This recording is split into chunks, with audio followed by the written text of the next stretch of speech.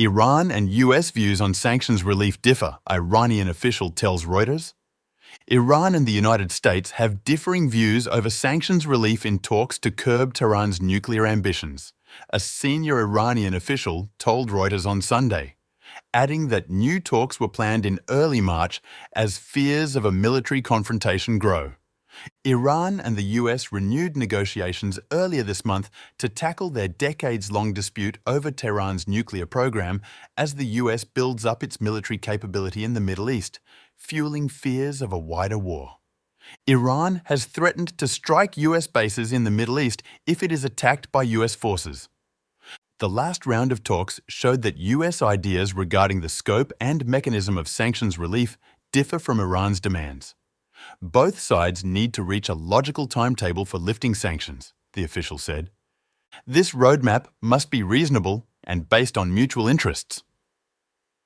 Iran's Foreign Minister Abbas Araqi said on Friday that he expected to have a draft counterproposal ready within days, while US President Donald Trump said he was considering limited military strikes.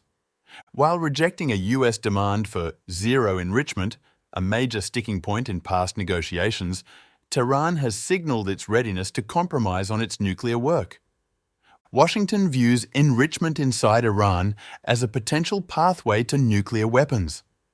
Iran denies seeking nuclear weapons and wants its right to enrich uranium to be recognized.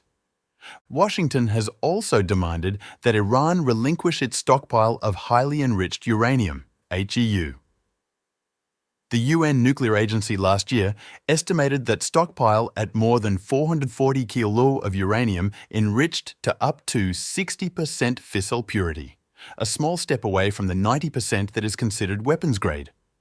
The Iranian official said Tehran could seriously consider a combination of exporting part of its HEU stockpile, diluting the purity of its most highly enriched uranium, and the establishment of a regional enrichment consortium in exchange for the recognition of Iran's right to peaceful nuclear enrichment.